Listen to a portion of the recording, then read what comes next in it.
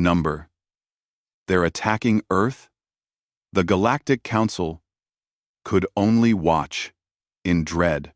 The massive warships appeared at the edge of known space like dark clouds before a storm. The Vrexian armada had arrived, and every species in the galaxy knew what that meant. 17 civilizations had already fallen to their might. 17 worlds now served as mining colonies, their people enslaved or dead. The Vrexians never negotiated. They never showed mercy. They simply took what they wanted. War Master Krell stood on the bridge of his flagship, the Devastator. His 6 eyes focused on the holographic display, showing a small blue planet in a distant solar system. Earth. The humans living there had only discovered faster-than-light communication 5 years ago. Their technology was primitive. Their ships were slow. They would fall in days, perhaps hours. "Prepare the fleet," Krell ordered, his voice rumbling through the command center. "We move to Earth space in one cycle. These humans will learn what it means to face the Vrexian Empire." His officers cheered. Another easy conquest. Another world to add to their empire. Far away, on the massive space station called Kepler 9, the Galactic Council gathered in emergency session. The council chamber was a marvel of engineering, a sphere where representatives from 40 different species floated in their designated spaces. Gravity fields kept each delegate comfortable in their preferred environment. Ambassador Nari from Earth sat in her small pod, watching the other delegates with calm eyes. She was young for a diplomat, only 32 years old, but she carried herself with quiet confidence. Her dark hair was pulled back in a simple style, and she wore the blue uniform of Earth's diplomatic corps. The council president, a towering being called Nethir from the ancient Kelthiri species, raised all 4 of his arms for silence. His crystalline body shimmered with distress. "We have detected the Vrexian fleet," Nethir announced. His voice translated into 40 languages simultaneously. "They are heading toward Earth. We estimate arrival in 3 standard days." The chamber erupted in panicked voices. Delegates spoke over each other, their translation devices creating a chaos of sound. "The humans must evacuate immediately. We should offer refugee status to their species. There is no time to save them all." Nari listened to them talk about her people as if they were already dead. She felt a cold anger building in her chest, but kept her face neutral. Let them think what they wanted. Earth had plans they knew nothing about. A delegate from the Pelorian species, a being that looked like a floating jellyfish, addressed Nari directly. "Ambassador, you must understand. The Vrexians have conquered 17 civilizations. 17. Species far more advanced than humanity. You have only had interstellar communication for 5 years. Your weapons are primitive. Your ships barely reach half-light speed. There is no shame in retreat. We can help evacuate your major cities." Nari smiled slightly. It was not a warm smile. "Thank you for your concern, Ambassador Peller. But humanity will not be evacuating." The chamber fell silent. 40 species stared at her in disbelief. "You cannot be serious," Nethir said, his crystalline face showing what might have been pity. "We have seen what the Vrexians do. They will not negotiate. They will not accept surrender. They will destroy your military, bomb your cities, and enslave any survivors. Earth has no chance." "Perhaps," Nari replied calmly, "or perhaps you are all about to learn something new about humanity." On Earth, Commander Teho stood in the command center deep beneath Sol. The facility had been built 50 years ago, when humanity first detected artificial signals from deep space. While the rest of the world believed they were alone in the universe, a select group of military leaders and scientists had known the truth. The galaxy was full of life, and not all of it was friendly. Teho was 45 years old, with gray streaks in his black hair and lines around his eyes from years of service. He had been a fighter pilot in his youth, then a tactical officer, and now he commanded Earth's entire defensive military force. Most people on Earth did not even know this force existed. "Status report," Teho ordered, his eyes scanning the dozens of screens around the command center. A young officer named Dong Hyun responded immediately. "Sir, the Vrexian fleet has been detected at the edge of our solar system. 2,400 warships. They are moving toward Earth at 0.7 light speed. Estimated arrival: 72 hours. And our forces? All defensive platforms are online and ready." Captain Jin Woo reports that the hidden fleet in the asteroid belt is fully operational. Dr. Heejin's Xenobiology Warfare Division is prepared to deploy countermeasures on your command. Taeho nodded slowly. 72 hours. 3 days until the Vrexians arrived, expecting an easy victory. 3 days until humanity showed the galaxy what humans were really capable of.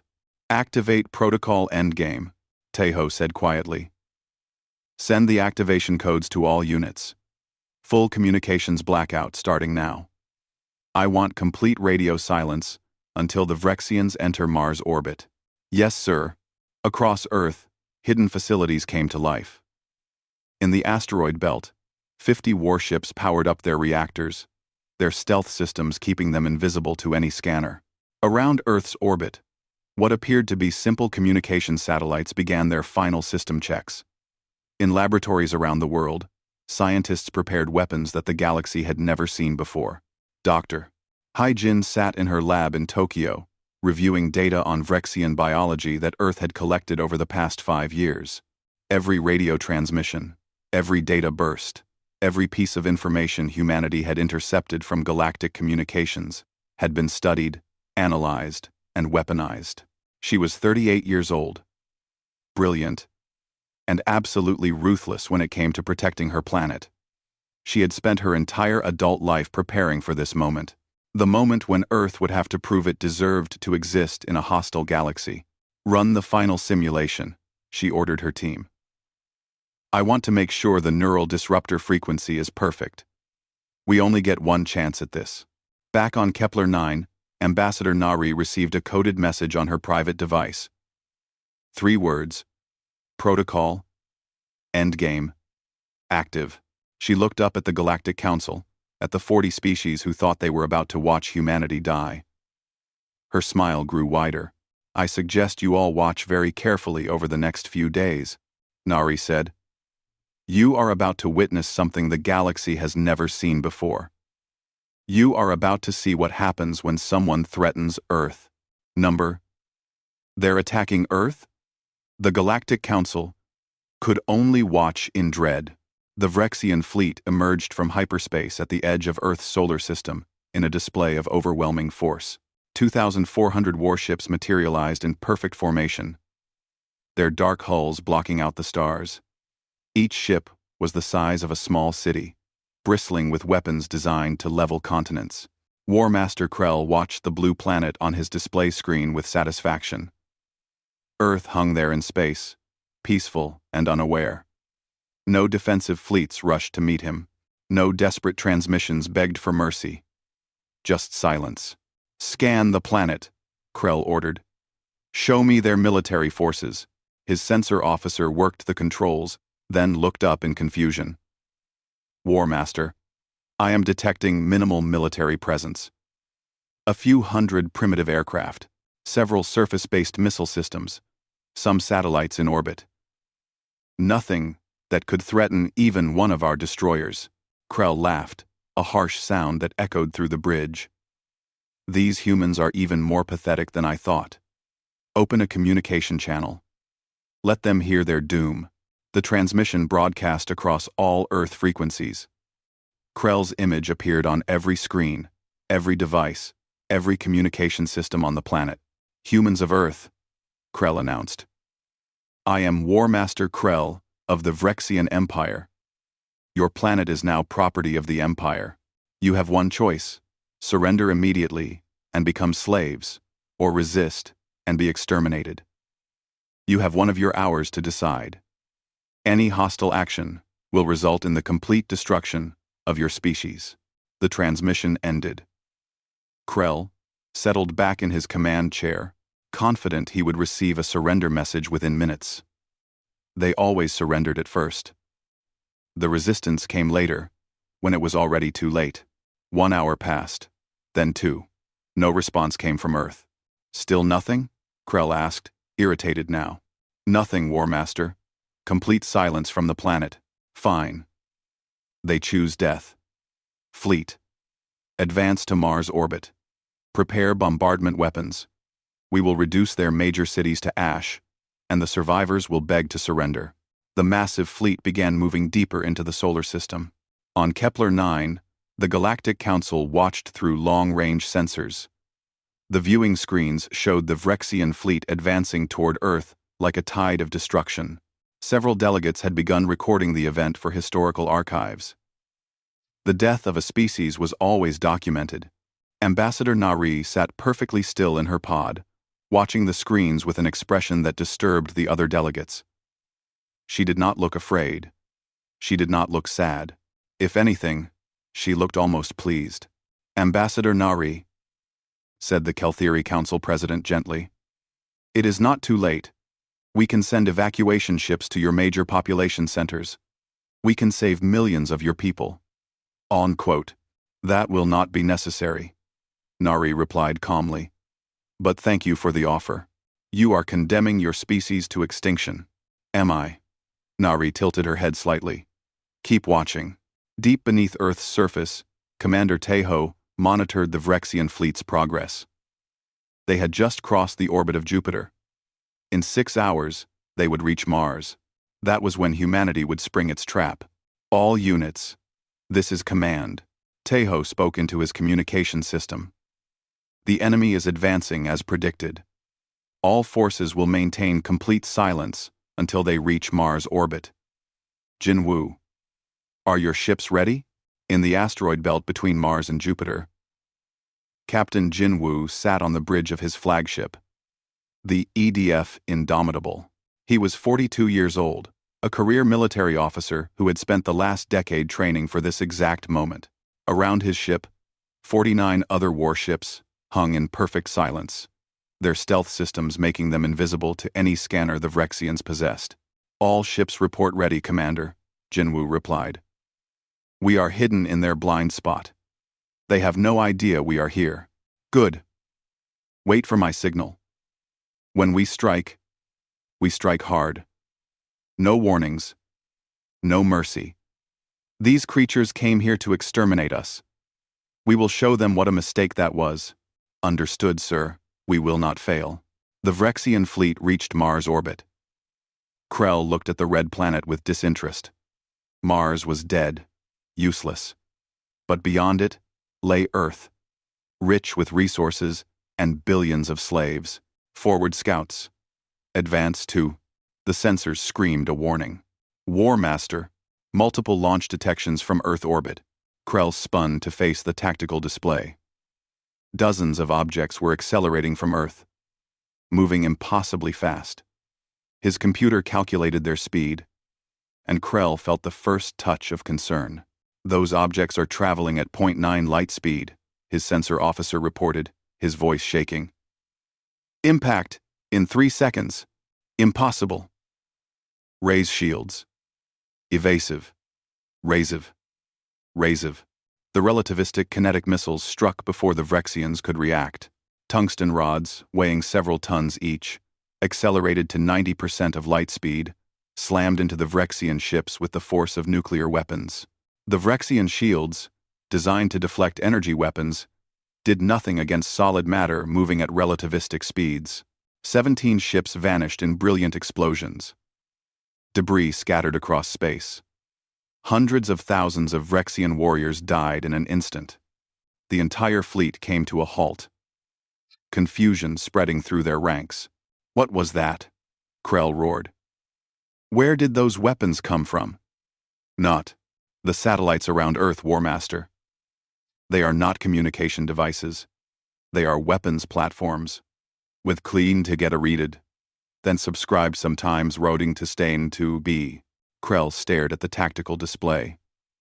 The humans had hidden weapons in plain sight. Disguised as harmless satellites. The primitive species had tricked him. Return fire. Destroy those platforms. All ships. Advance at full speed. I want that planet reduced to molten rock. The Vrexian fleet surged forward, unleashing a storm of plasma bolts and antimatter torpedoes toward Earth. The sky lit up with weapons fire, as 2,000 ships opened up with everything they had, but the defensive platforms around Earth were ready. Point defense systems activated, filling space with countermeasures. Automated systems tracked incoming fire with inhuman precision, intercepting most of the attack. Several torpedoes got through, striking Earth's moon and sending plumes of lunar dust into space. Dr. Heijin watched the battle from her facility in Tokyo. The Vrexians were reacting exactly as she predicted. Aggressive, angry, focused entirely on Earth itself. They had no idea about the real threat. Commander Teiho, she spoke into her communicator. They are fully committed. Release Captain Jin Woo. Teiho smiled grimly. Jin Woo, you are clear to engage. Show them what human engineering can do. In the asteroid belt, Captain Jin Woo gave the order his crew had been waiting years to hear. All ships, drop stealth, power weapons to full. 50 warships appeared on Vrexian sensors, as if materializing from nothing. They emerged from the asteroid field at impossible speeds, accelerating at rates that would crush most organic beings. But human ships had inertial dampening systems that the galaxy did not know existed. The human warships were smaller than the Vrexian vessels. But they moved like fighters, dancing through space with grace that should have been impossible for such large craft. And their weapons were like nothing the galaxy had ever seen. Focused gravity lances fired from the human ships, beams of warped space-time that ignored shields entirely. Where the lances touched Vrexian ships, the metal crumpled inward as if crushed by an invisible hand. Hulls collapsed. Reactors imploded. Ships died without ever understanding how. Quantum disruptors phased through shields and armor, appearing inside Vrexian ships and detonating.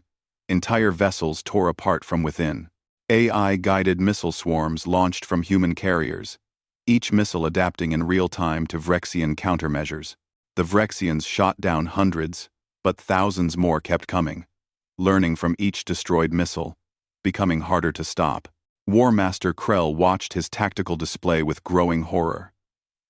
In less than 10 minutes, he had lost over 100 ships. The humans were not fighting like any species he had ever encountered. They were too fast, too unpredictable, too vicious. How is this possible? He whispered. On Kepler 9, the Galactic Council sat in stunned silence. The viewing screens showed the battle unfolding in Earth's solar system, and what they saw defied everything they thought they knew about humanity. The humans were not losing. They were winning. Ambassador Nari finally spoke into the silence. You assumed we were children who needed protection. You were wrong. We are predators. And you just watched us show the galaxy what happens when predators are threatened. Number they're attacking Earth. The Galactic Council could only watch in dread. War Master Krell felt something he had not experienced in decades of conquest. Fear. His fleet, the most powerful military force in the known galaxy, was being torn apart by a species that was supposed to be primitive. The tactical display showed ship after ship blinking out of existence as human weapons found their marks. Regroup, Krell shouted at his commanders. Form defensive spheres. Focus fire on those small ships. The Vrexian fleet tried to organize, but human tactics made no sense. The human ships did not fight in formations. They did not follow predictable patterns. Each ship seemed to operate independently, striking from unexpected angles, using the wreckage of destroyed Vrexian ships as cover, disappearing behind asteroids only to emerge somewhere completely different. Captain Jinwoo stood on the bridge of the Indomitable, orchestrating the chaos with calm precision. His crew worked in perfect harmony. Each member trained for years in simulation after simulation. They had practiced this battle 1,000 times before it ever happened. Target the command ships, Jinwoo ordered. Take out their coordination, and they will fall apart. The Indomitable dove through a cloud of debris, its armor absorbing hits from Vrexian point defense. 2 gravity lances fired simultaneously, the beams of compressed spacetime crossing paths as they struck a Vrexian command carrier. The massive ship folded in on itself like paper, its structure unable to withstand the gravitational stress. Direct hit. Enemy carrier destroyed. Good. Move to the next target. Do not give them time to adapt. But the Vrexians were not finished. War Master Krell, despite his fear, was still a warrior with centuries of experience. He recognized what the humans were doing. They were using speed and surprise to compensate for their smaller numbers. If he could pin them down, force them into a direct engagement, his superior firepower would win. All ships, advance, Krell commanded. Push toward Earth. Force them to defend their planet. They cannot be everywhere at once. The Vrexian fleet surged forward, thousands of ships creating a wall of steel and firepower that moved inexorably toward the blue planet. The human ships were forced to fall back, harrying the edges of the formation but unable to stop the advance. On Earth, Commander Teho watched the Vrexian push with satisfaction. Everything was proceeding according to plan. They are doing exactly what we predicted, Teho said to his officers. They think they are forcing us to react. They do not understand that we have been guiding them into position this entire time. Heejin, are you ready? In her laboratory, Dr. Heejin finished the final preparations on her project. 5 years of research, 5 years of studying every scrap of information about Vrexian biology, had led to this moment. She had discovered something fascinating about the Vrexian species. Their brains operated on a very specific neural frequency, and that frequency could be disrupted. We are ready, Commander, Heejin reported. The broadcast system is charged and targeted. On your order, wait for them to get closer. I want as many ships as possible in range. The Vrexian fleet crossed into lunar orbit, close enough now that Earth filled their view screens. War Master Krell felt victory within his grasp. The human ships were scattered, their defensive platforms damaged. He would bombard the planet into submission and then hunt down the survivors. Prepare planetary bombardment, Krell ordered. Target their major cities. I want to see. The neural disruption hit like a hammer. Every Vrexian warrior in the fleet suddenly felt intense pain lancing through their skulls. The carefully calibrated broadcast hit their neural frequency perfectly, causing disorientation, confusion, and in some cases, complete system shutdown. Bridge officers collapsed at their stations. Pilots lost control of their ships. Gunners fired wildly, or not at all. Dr. Heejin spoke calmly into the broadcast system, her voice transmitted on all Vrexian frequencies. We studied you. Every transmission you ever sent, we intercepted and analyzed. We learned your language, your biology, your weaknesses. You never studied us. You assumed we were not worth the effort. That was your fatal mistake. The Vrexian fleet fell into chaos. Ships collided with each other. Weapons fired at random. The perfect military formation dissolved into a confused mob of vessels trying desperately to escape the neural assault. Captain Jinwoo saw the opening and took it without hesitation. All ships, full offensive. Hit them while they cannot fight back. The 50 human warships tore into the disorganized Vrexian fleet, like wolves among sheep. Gravity lances fired continuously. Quantum disruptors found target after target. Missile swarms swarmed over helpless ships, overwhelmed their defenses, and detonated in their reactors. The battle became a massacre. On Kepler 9, the Galactic Council watched in horror. Not horror at what was happening to the Vrexians, but horror at what humanity was capable of. The ruthless efficiency, the calculated brutality, the complete understanding of their enemy. Ambassador Nari watched the screens with cold satisfaction. She turned to address the council, her voice cutting through the shocked silence. You have all watched the Vrexians conquer 17 civilizations. 17 times you observed as they destroyed species who could not defend themselves. And 17 times You did nothing. You sat in this chamber and talked about peace and cooperation while species died. Now you want to judge us for fighting back? The Pelorian delegate, the jellyfish-like being, spoke hesitantly. Ambassador, your people are slaughtering them. Yes, the Vrexians attacked you first, but surely now that you have the advantage, you could accept their surrender. Nari's eyes turned to the Pelorian, and the intensity of her gaze made the being recoil. Surrender? They came to our system with 2,000 ships to exterminate my species. They broadcast their intention to enslave or kill every human alive. And now that we are winning, you want us to show mercy? Where was the mercy for the 17 civilizations that fell before us? Where was the Galactic Council when those species begged for help? No one answered. That is what I thought, Nari continued. Humanity learned a lesson before we ever met you.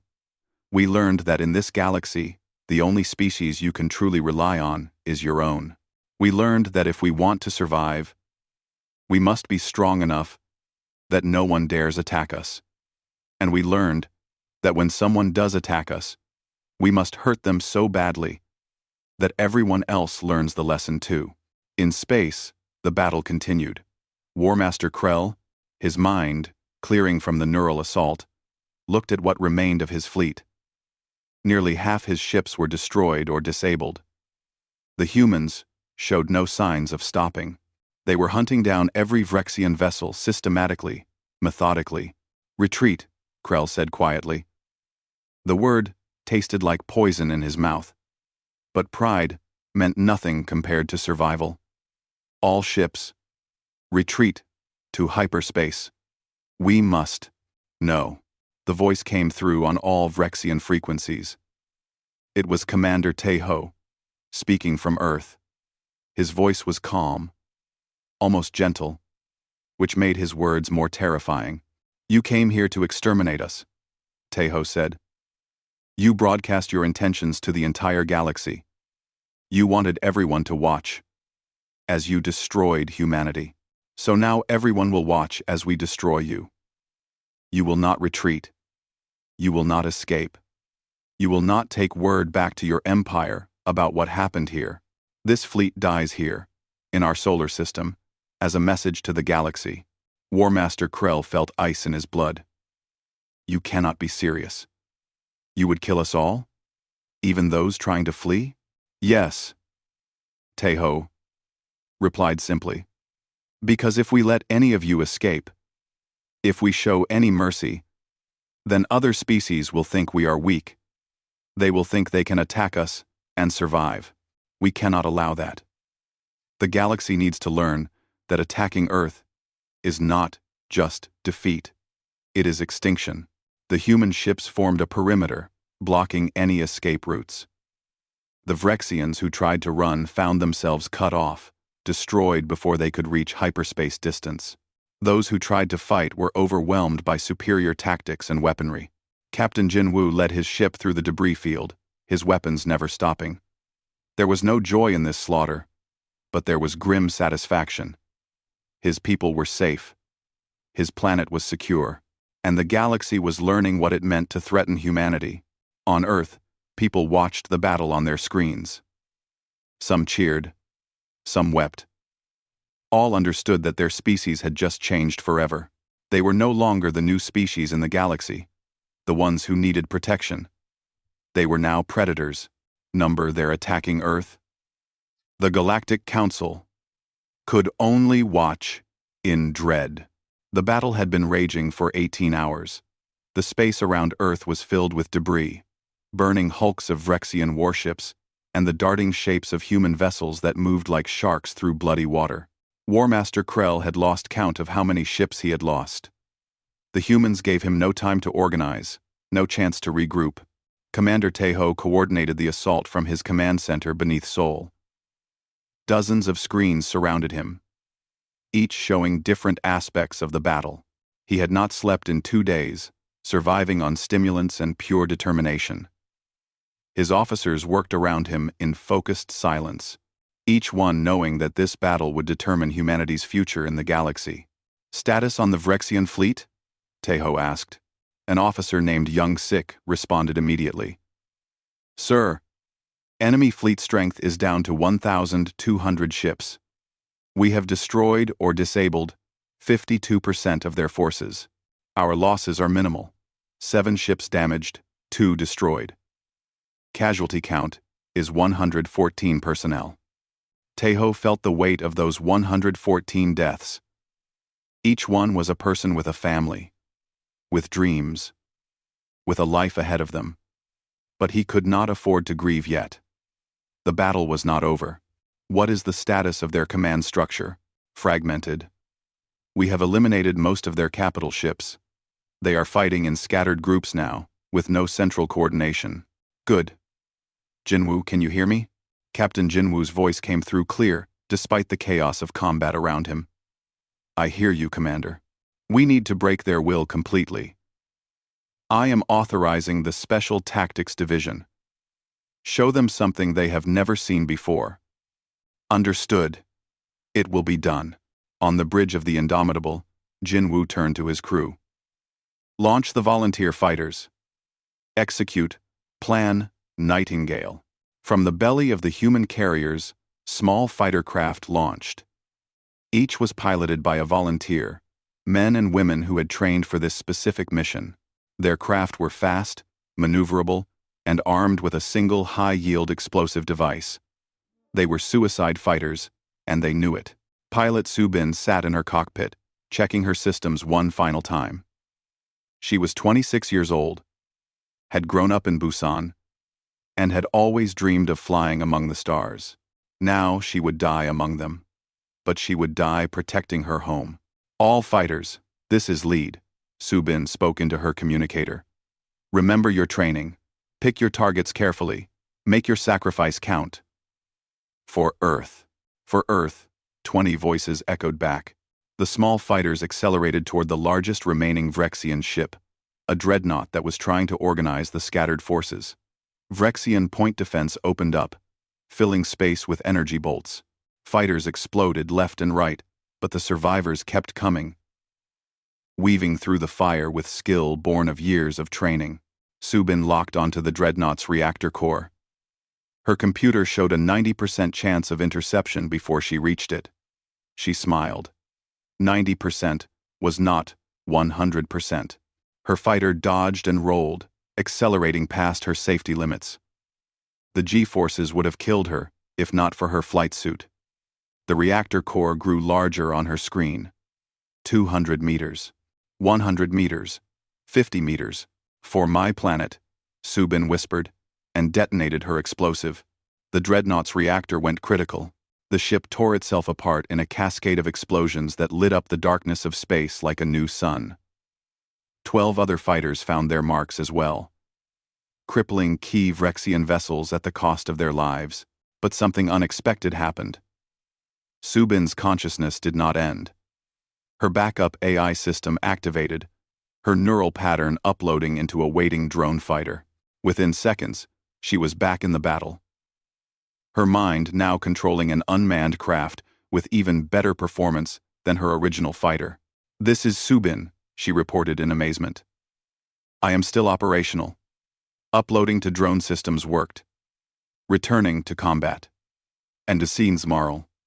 The Vrexians, who had thought the suicide attack was an act of desperation, now faced something more terrifying. The humans could not truly die. Their consciousness could be transferred, backed up, restored. The psychological impact was devastating. Dr. Heijin watched from her laboratory, satisfaction showing on her face. The neural transfer project was a success. Commander, we can now deploy our pilots without fear of permanent loss. This changes everything. Taeho nodded slowly.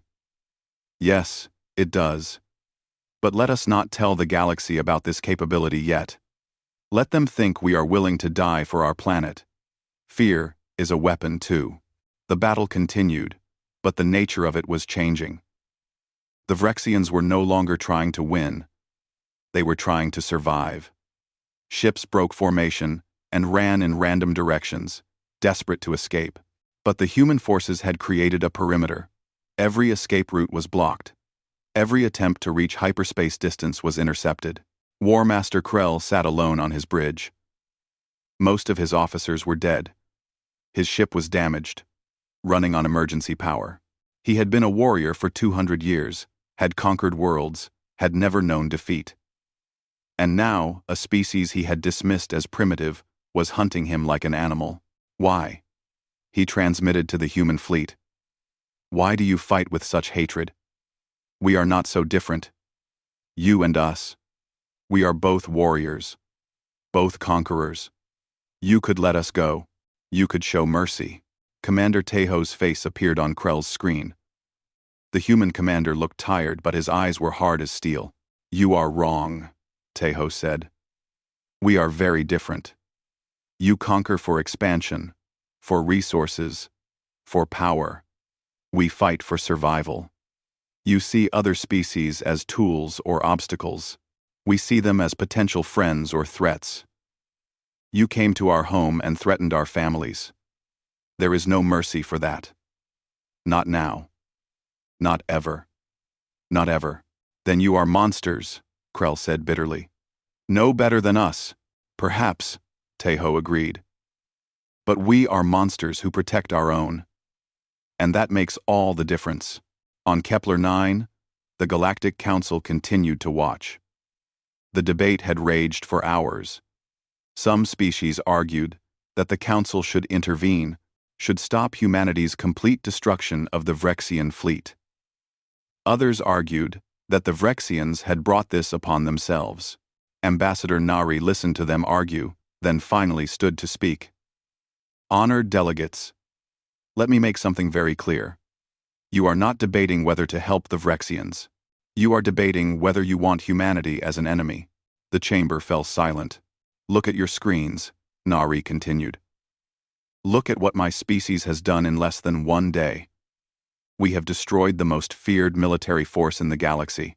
We have demonstrated weapons and tactics you did not know existed. We did this while keeping most of our capabilities secret. And we did this not because we are conquerors, but because we are defenders. She paused, letting her words sink in. Now imagine what we could do if you became our enemies. Imagine human fleets appearing in your systems. Imagine our weapons targeting your worlds. Imagine fighting a species that prepares for war while pretending to be peaceful. Is that what you want? The Keltheory Council president spoke carefully. What does humanity want, Ambassador? We want to be left alone, Nari replied simply. We want to live in peace, trade with friendly species, and share knowledge with those who prove trustworthy. But we also want the galaxy to understand one fundamental truth. Earth is not vulnerable. Earth is not weak. Earth will defend itself with overwhelming force against any threat. The Vrexians learned this lesson. We hope no one else needs to learn it the same way. A vote was called. Should the Galactic Council intervene in the battle? The result was unanimous. Non-interference. Not because they supported humanity's actions, but because they feared becoming humanity's next target. Back in Earth's solar system, the last Vrexian ships were being hunted down. War Master Krell's damaged vessel tried one final escape attempt, but Captain Jin Woo's ship was faster. The Indomitable positioned itself between Krell and freedom. It is over, Jin Woo transmitted. Surrender your vessel, and you will be taken prisoner. And face trial? Execution? I think not. Krell looked at his ruined bridge, at the bodies of his crew. Tell your commander something for me. Tell him that the Vrexian Empire is vast. We have thousands of ships, millions of warriors. This fleet was only a fraction of our strength. When they learn what happened here, they will come. They will come with such force that your entire species will be wiped from existence. Jinwoo's expression did not change. Let them come. Krell activated his ship's self-destruct, preferring death to capture. The explosion was brief and bright. The battle was over. Of 2,400 Vrexian ships, not one survived. Number their attacking Earth? The Galactic Council could only watch in dread. 3 days after the battle, Earth's solar system was quiet. The debris field from 2000 destroyed Vrexian ships stretched across millions of kilometers. Human salvage teams worked around the clock, collecting wreckage, studying alien technology, and recovering the bodies of both human and Vrexian dead for proper burial. Commander Tejo stood on the observation deck of an orbital station, looking down at Earth. The blue planet seemed peaceful, unchanged by the violence that had occurred in its orbit. But everything had changed. Humanity was no longer the new species, hoping to find its place in the galaxy. They were now a power that the galaxy feared. Commander, an aide approached respectfully. Dr. Heejin's analysis of the Vrexian technology is complete. We have also intercepted multiple communications from other species. Everyone wants to know what happened here. Tejo turned from the window. And what are they saying? Fear, mostly. Some species are canceling their expansion plans. Others are requesting meetings with Ambassador Nari. The Vrexian Empire has gone silent. We believe they are trying to understand how they lost an entire fleet. Good. Let them think. Let them wonder. The longer they take to decide on a response, the more time we have to prepare. On Kepler 9, the Galactic Council convened for another session. This time, the atmosphere was very different. Where before there had been pity for humanity, now there was wariness.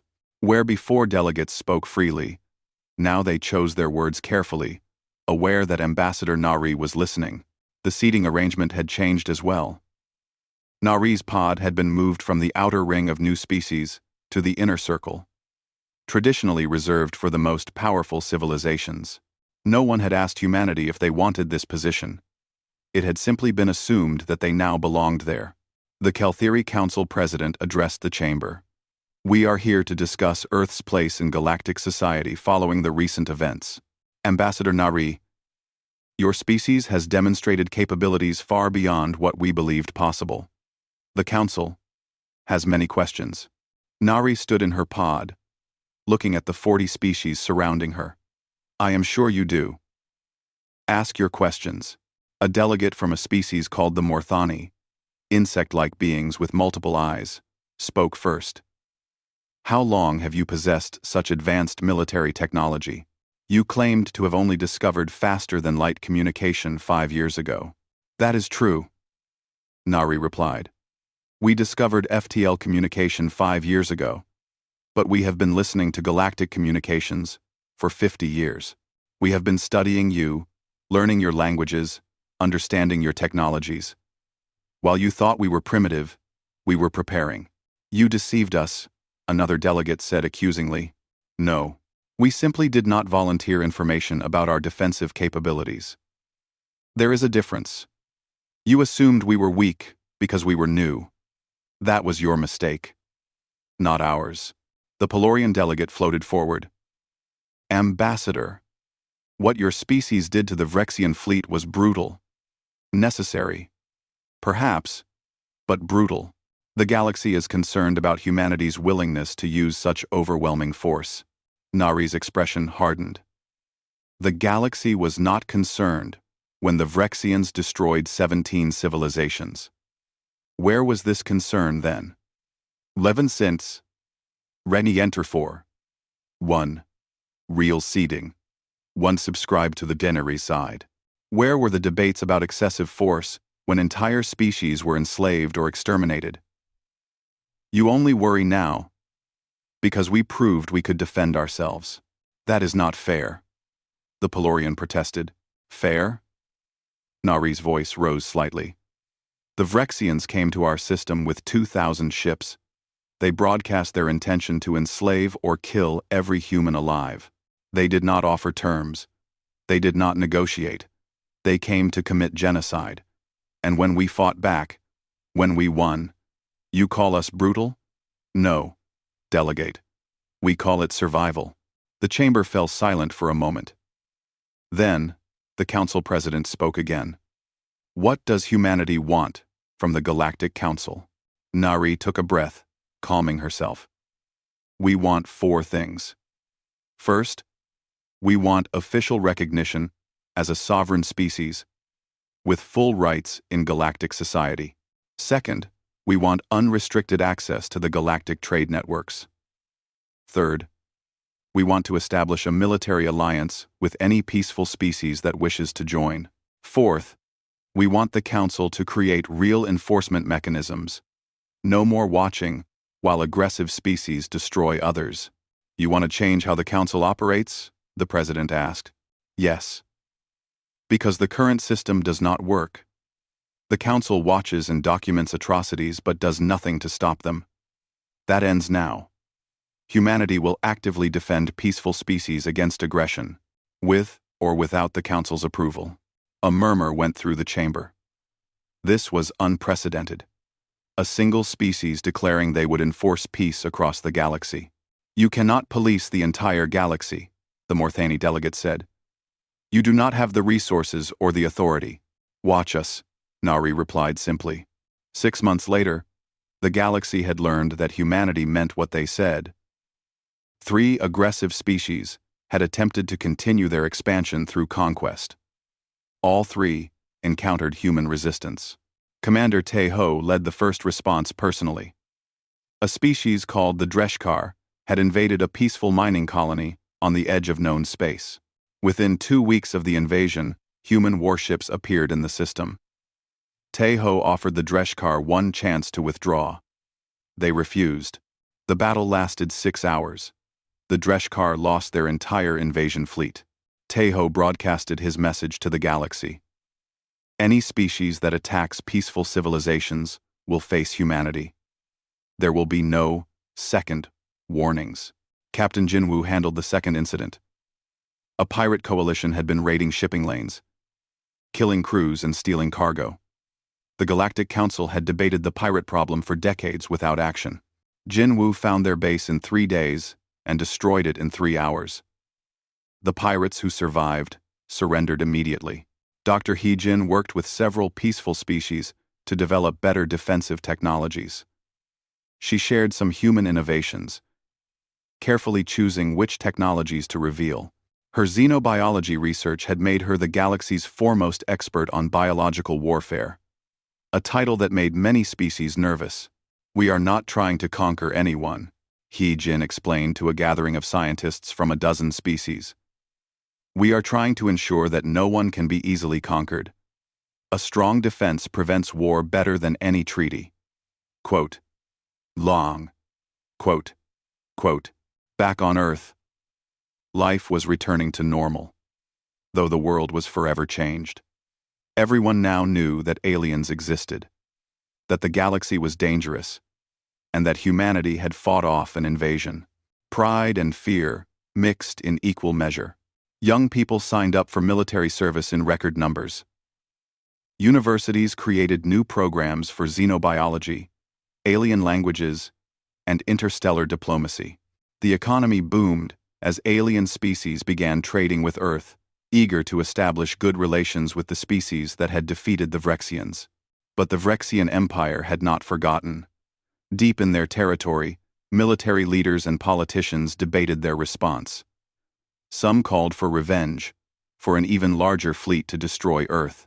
Others counseled caution, arguing that humanity had capabilities they still did not understand. The debate continued for months until a transmission arrived from Earth. It was from Commander Te-Ho, addressed to the Vrexian High Command. Leaders of the Vrexian Empire. Te-Ho's recorded message began. You are deciding whether to send another fleet to Earth. Let me save you the time. If you attack us again, we will not just destroy your fleet. We will follow them home. We will bring war to your worlds. We will do to your empire what you have done to 17 other civilizations. Not because we want to, but because we will have no choice. You will have proven that you cannot exist peacefully with other species. He paused, letting the words sink in. But there is another path. Trade with us. Share technology. Join the growing coalition of species that have chosen peace over conquest. We are willing to forgive your attack if you are willing to change. The choice is yours, but choose wisely, because you will not get another chance. The message ended. The Vrexian leaders debated for 3 more months, then made their decision. A small delegation arrived at Kepler 9, requesting a meeting with Ambassador Nari. On Kepler 9, Nari sat in a private conference room with the Vrexian delegates. They looked uncomfortable, used to being the ones making demands, rather than negotiating. "We have come to discuss terms," the lead Vrexian said stiffly.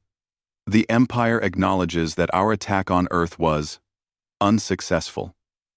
We wish to avoid further conflict." Nari studied them for a long moment. "That is a start. But humanity does not just want to avoid conflict with the Vrexians.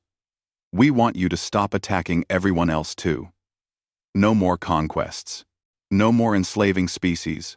You have enough territory. Learn to live with what you have. You cannot tell the Empire what to do. Actually, we can. Because if you continue your aggressive expansion, human forces will stop you. Every time. And each time we fight you, we will learn more about your capabilities, and you will learn that you cannot win."